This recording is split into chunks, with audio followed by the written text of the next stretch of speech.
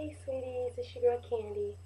Um, I know y'all, if y'all been watching the TV a lot for the past couple of days, like this whole Chris Brown and Rihanna thing has like stemmed an epidemic. Like everywhere you turn, they're now talking about teen abuse and uh, bad relationships and you know things like that. And I just wanted to come to y'all and throw my little 2 cents in.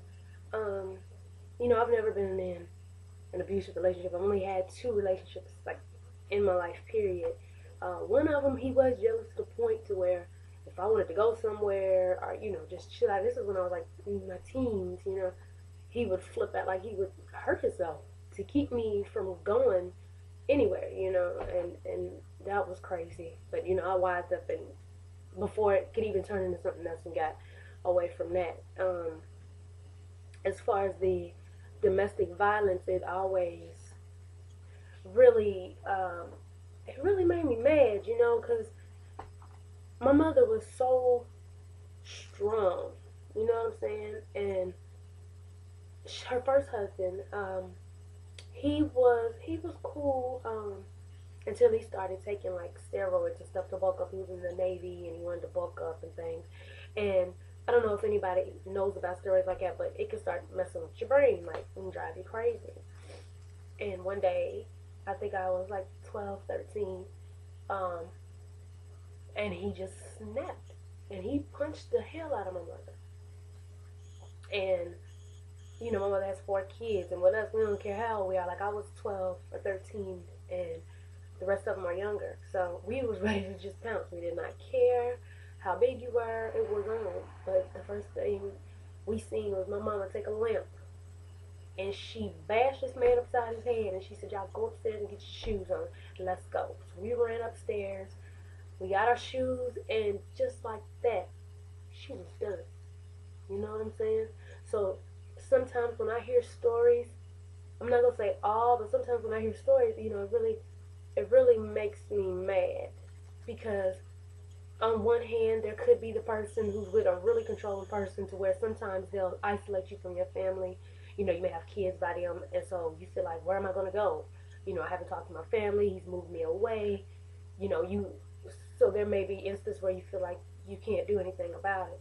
But then on the other hand, from experience with my mother's end on it, as soon as it happened, it only took one time. You feel what I'm saying? We packed our stuff up and we left with just the clothes on our backs. And we went to a homeless shelter. And y'all, it was really, really tough. Um, I don't know if any of my sweeties have experienced that, but it was a mess, y'all. But my thing was like, she did what she had to do. And within a month, we had enough money to move back to Kentucky because we were in Ohio. And you know, 2 months later, she was like divorced, just like that. So I never felt sympathy for women who allow themselves to get beat.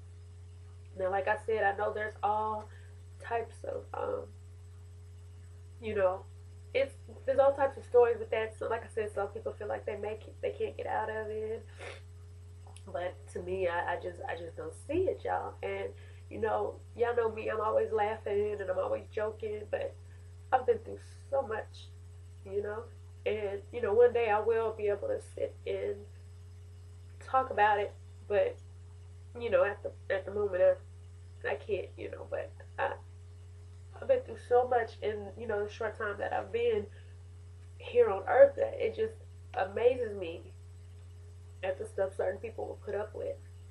And like there, I had a neighbor when I first moved here from Georgia, and she was in her early 30s. Her boyfriend was like 25, and he would beat this baby every day. I'm talking about, you could hear, it was crazy to me. She had me call the police one day. As soon as the police got there, her lips busted, eyes busted, but she's gonna say everything's okay. And that pissed me off. I'm not gonna lie to you. And I just never got it because she was the one paying everything. She paid for everything, so there was no reason for her to go through that. But this is gonna be a short post. Something just a voice came to me and told me that maybe one of our sweeties may be going through something similar, as far as, a physical abusive relationship, or even if you have somebody close to you that's gone through it, or, other problems. I just wanted to come on and say, you don't have to deal with it, sweetie. Okay? You don't. Because one day, it may get to the point to where you're not going to have to deal with it because you're no longer here. So even if it feels like the weight is on your shoulders and, oh, I have a kid and I'm going to do this. Remember, my mama had four of them. Four of them.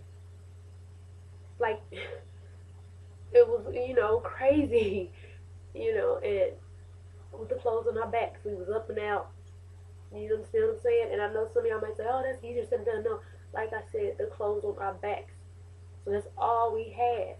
So you can imagine with us being kids around other kids and getting teased because, my mama had to wash our clothes like every day because we had nothing, you know? So it may seem hard, sweeties, but you got to do what you got to do. And I just wanted to share that with y'all to let you know that, you don't have to go through it. There's more help now than there was back then, and we made it, And I believe I turned out pretty damn good, if I do say so myself. And like I said, I just wanted to encourage somebody. Maybe there's somebody out there that needed to hear.